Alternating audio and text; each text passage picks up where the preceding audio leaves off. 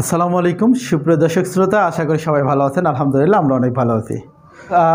আমরা আজকে সফলতা বলতে পারি, সেটা হচ্ছে সিভিয়ার ব্যাক পেনের পেশেন্ট এবং দুই পা তার অবশ হয়েছিল, এ ধরনের একটা পেশেন্ট আমাদের এখানে ট্রিটমেন্ট নিয়েছে।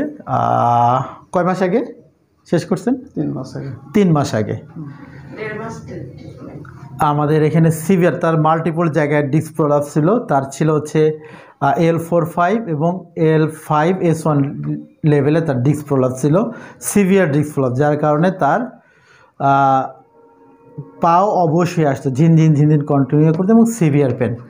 তো তাকে আমরা ট্রিটমেন্ট দিয়েছিলাম আমাদের এই প্রতিষ্ঠানে। তার 3 মাস পরে আমরা ফিডব্যাক নিচ্ছি আসলে কী অবস্থা, তার মুখেই শুনি তার কী অবস্থা এবং তার কী ছিল। আচ্ছা, আপনার নাম বলবেন এবং কি কোথায় থেকে আসছেন এবং কি হয়েছে বলবেন। আমার নাম আসসালামু আলাইকুম। আমার নাম শফিকুল ইসলাম। জি। আমার ব্যাক পেন মানে ব্যথা হয়েছিল, হাঁটু ব্যথা ছিল। আপনি কোথায় থেকে আসছেন? আমি চাঁপাইনবাবগঞ্জ থেকে। চাঁপাইনবাবগঞ্জ থেকে আসছেন। কি হয়েছিল আপনার ব্যাক পেন? কেমন ব্যাক পেনটা ছিল বলেন? মানে খুব হাঁটতে চলতে পারতাম না, মাজা সোজা হইতো না, মাজা টেড়া হয়ে গেছিলো। কত দূর হেঁটে হেঁটে বসতে হতো? আমাকে এখান থেকে এক রশ্মি হাঁটলেই আবার বসতে হইতো। দুটাই পা অবশ্যই হইতো, অবশ্যই যেত। মানে আমি থরবর করে পড়েও গেছি বাড়িতে, পড়েও যেতাম। আচ্ছা আচ্ছা আচ্ছা। তারপর এখানে এসে থেরাপি দিয়েছি। থেরাপি দেওয়া আমার এখানে ট্রিটমেন্টের জন্য আপনাকে কে পরামর্শ দিয়েছিল? এখানে ট্রিটমেন্টের জন্য আমার ওই তারিফ, আমার শালা, ওনার শালাও খুব বড় ভুগছে দীর্ঘদিন। ওনার মিসেজও আমার কাছে ট্রিটমেন্ট দিয়েছে, জিবিএস ছিল, আলহামদুলিল্লাহ সে এখন ভালো আছে। তারিফ ভাই ভালো আছে, দেন ওনাকে রেফার করছে। উনি দেশের বাইরে যায়, অনেককে নিয়ে যায়, যে কোমর ব্যথা হলো ওখানে গিয়ে সার্জারি করে আসে। তো কিন্তু আমি বিশ্বাস করতাম না যে এতে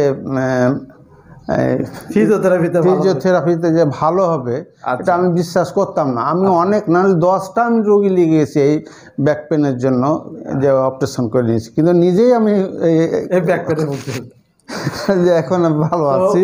আপনার মিসেসও ব্যাক পেন ছিল, আমার মেয়ে ছিল, আমার 2-3টা আরো বন্ধু বান্ধব আছে, সব আছে। আচ্ছা, যাদেরকে নিয়ে গেছে এখন তারা আবার ব্যাক পেন নিয়ে ভুগছে, ব্যথা তার ভালো ছিল। মানে হলো, দেখেন আমাদের টার্গেট থাকে একটা পেশেন্টকে রিকভারি করার পরে সে যেন তার স্বাভাবিক জীবনে ফিরে পেতে যায়। কিন্তু আপনার যারা সার্জারি করে এক কথায় বলে আপনারা কোমর ব্যবহার করবেন, আপনারা মাথা হালাবেন না, এই করবেন না, সেই মানে হাজারো রেস্ট্রিকশন দিয়ে থাকে। এর ফলে ওই মানুষটা ডে বাই ডে পঙ্গুত্বের দিকে আগায়। ভালো তো দূরের কথা, সে খারাপের দিকে আগিয়ে দেয়। তো আমাদের পরামর্শ থাকবে, যখনই কোমর ব্যথা হোক না কেন, ফার্স্ট হওয়া উচিত আপনার একজন কোয়ালিফাইড ফিজিওথেরাপিস্টের তত্ত্বাবধানে থেকে এই প্রবলেমটা সলভ করলে এই ভাইয়ের মতো সবসময় ভালো থাকবেন ইনশাল্লাহ। এখন বাজারে যেতে পারছেন? অনেকক্ষণ 1 মাইল হাঁটবো, 2 মাইল হাঁটতে পারবো। আগে এখান থেকে এক রশি হাঁটতে পারতাম না। আচ্ছা আচ্ছা আচ্ছা, ওকে, অনেক দিন আমি ভুগেছি। আচ্ছা, কোথাও যেতে পারতাম না। আচ্ছা আচ্ছা আচ্ছা, ওকে, থ্যাংক ইউ।